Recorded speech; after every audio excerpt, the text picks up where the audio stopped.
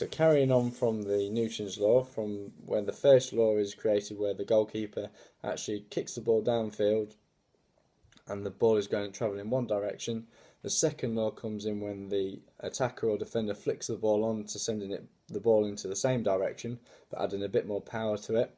The third law will come in where there is to every action there is an equal and opposite reaction, either carrying the force in the same direction or sending it the other way. So there's two things that could happen in this situation. Either the ball could carry on going in the same direction, okay, so it could have eventually two flick-ons, sending it one goal direction, or the third law could have the defender kicking the ball back down the pitch where the goalkeeper started, okay. So that's Newton's law in a little bit of an overview, a little bit of an example. Okay, so Newton's law is very related to the kinematics and kinetics principles. Okay, so the first we're going to look at is the kinetic principle. So what is kinetics? The internal and external forces that cause a motion or cause a body to remain at rest and the interactions between these forces. There is two types of kinetics. Okay, we've got static and dynamic. Static is more stood still, dynamic is more moving as well. Okay, so all sports involve some kind of motion involving either creating a great force, great speed, or even creating a great distance. Okay, a little quote here from McGuinness 2013, which states the basics of an angular kinetics, the causes of an angular motion, and explained by angular interruptions of Newton's law of motion. Okay, so this is just basically backing up what I'm saying, that how important Newton's law is to kinetics. Okay, so we're going to move on to a sporting example for kinetics. For an example, I'm going to be looking at golf. Okay, so when the golfer prepares for a swing, there's a lot of force applied into the golf swing, and it is natural fluid placed upon the swing which induces the club to start from behind the shoulders and eventually swing through and then end up through the other shoulder. Okay, so the kinetics of that would be the golf club swinging all the way through, making the contact, and then finish on the other side. Other examples involve running speeds of motion, as do other popular sports like football, basketball, and so on, so rugby, or many other sports. So it's important that we can understand these motions and understand the how much harm it can cause if we don't understand these, and it can help prevent injury eventually. Okay, so moving on to the kinematic principles. Kinematics is a branch of biomechanics about the study of movement with reference to and about time taken to carry out the activity. So an sporting example in kinematics would be sprinting.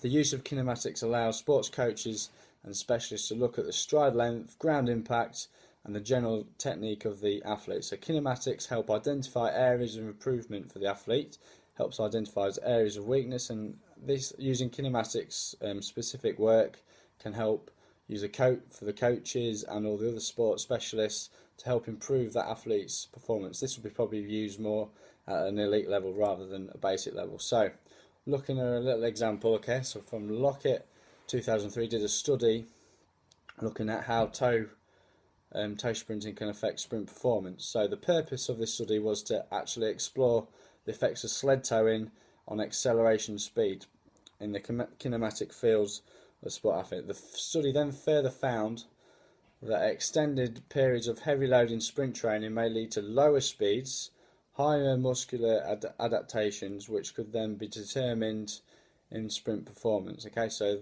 the end up outcome was that sled towing didn't actually make much of an impact for the sprinters, okay, when it is leading to lower speeds and higher type muscular adaptations, okay.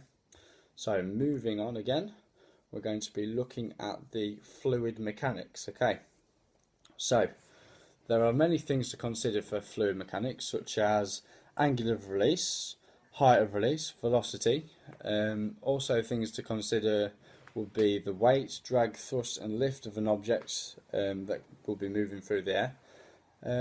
Also we're going to be looking at the main two things in fluid mechanics is the Magnus effect and the Bernoulli principle. So just a little reference here from Bartlett 2010, which states the relationships between the forces acting between a fluid and a specific sporting moving object through it, and a motion of that body are introduced in fluid dynamics and considered further into aerodynamics. Okay, so this is showing again the importance of fluid mechanics. So first of all, we're going to be looking at releases.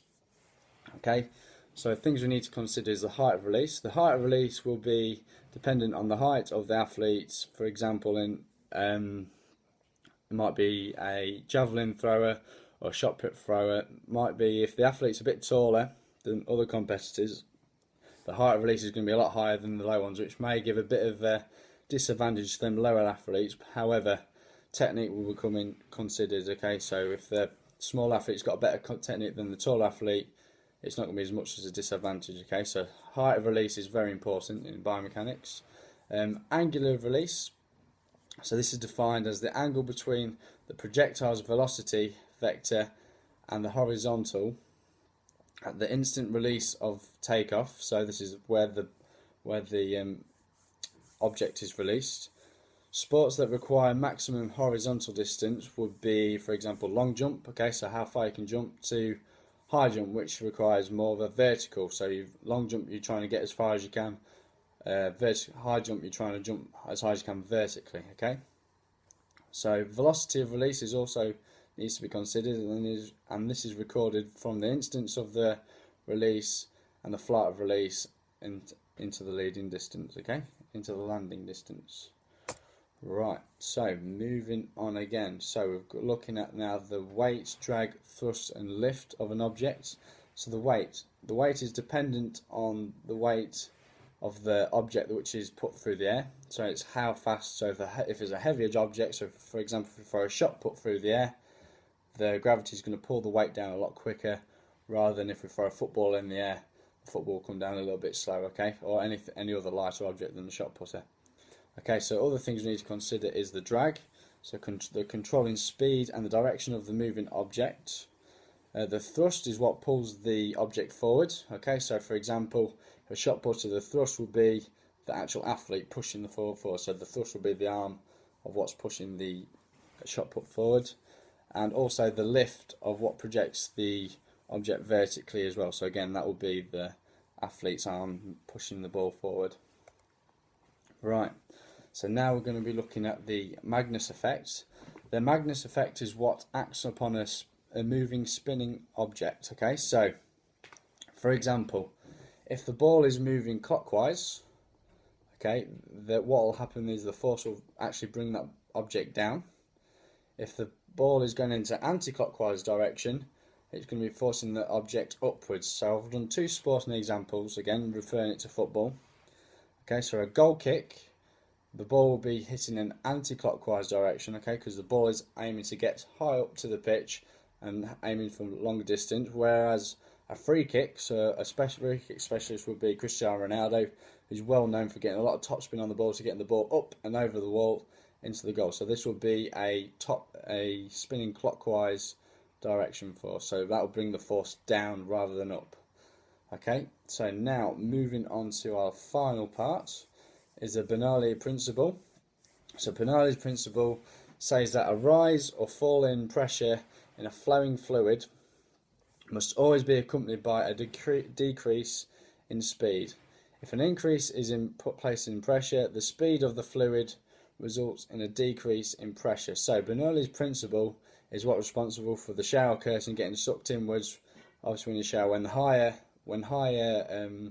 the water's been put on higher, the shower curtain comes in a lot more. Okay, so the pressure difference between the outside and the inside, a net force on the shower curtain, which sucks it inwards. Okay, so just finish off. We've got the reference list at the back there.